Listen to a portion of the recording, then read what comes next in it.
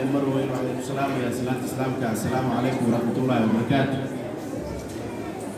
سلام كدب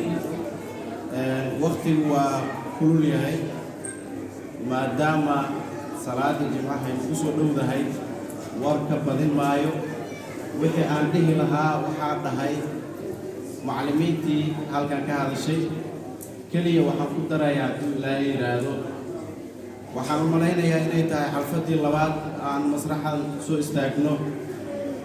ama aan khudbad ka jeediyo runtii waxaan leeyahay way dhiirigelinaysaa farxad weyn ay tahay inaan markii labaad soo hor istaago culummadan iyo marti sharaftan qiimaha iyo qaayaha mudan si aan kelimadeedii kaga aadan dareenka xalfadda qalin bedelashada u jeediyo halkan marka koowaad waxaan leeyahay Allah ayaa mahadsan suurta geliyay inagoo caafimaad qabno inaan halkan isugu nimaadno kana soo qayb galno inaan garab istaagno ardayda qalin jabinaysa marka xigto waxaan hambaliyay ogaadin u dirayaa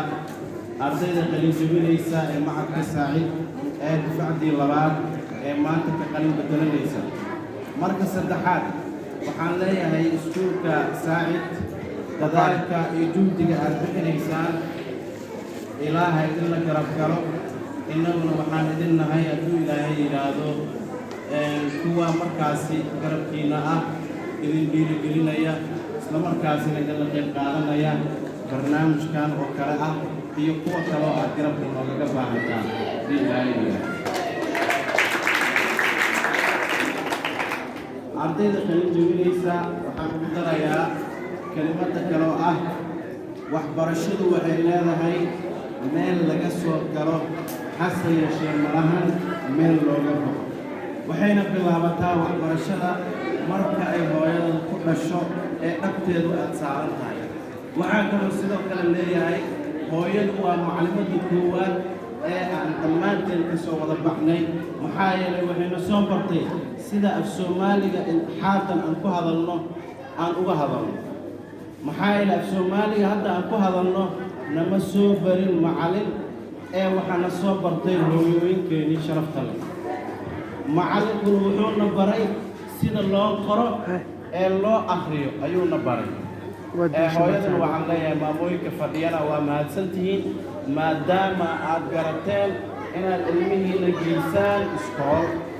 si markaasi ay u bartaan waxaad adiga ku soo barteen oo Soomaaliga ah looguna kawwixi karo dheeri ah macalinku u bari lahaa haday noqon lahayd caafimaad ama maado diini ah ama maado kale oo caadi ah way maadsiin amooyin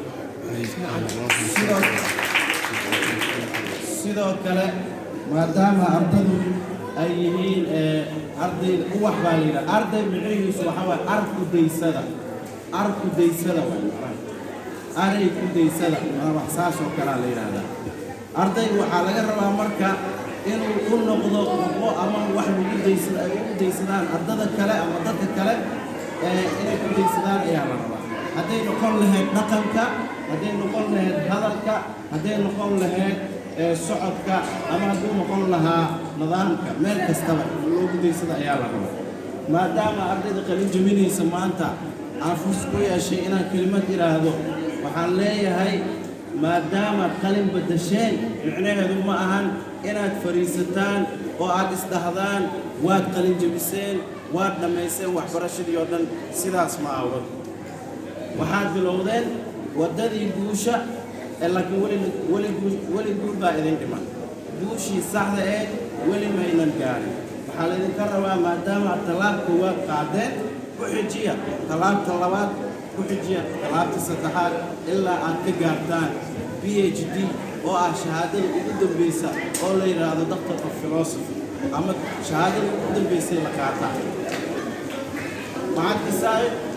caafimaadka waad ku dadaasheen sidoo kale waxaan goobta ka arkayaa languages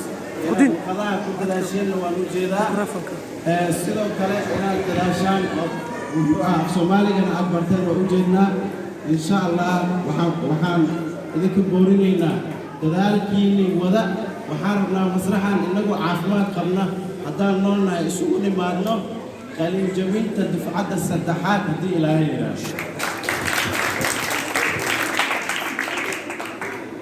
maadaama waqtigu uu gaaban yahay salaadina ay soo dhowdahay warkayga waxaan ku soo koobayaa hadduu ilaahay yidhaahdo hambalyo ardayda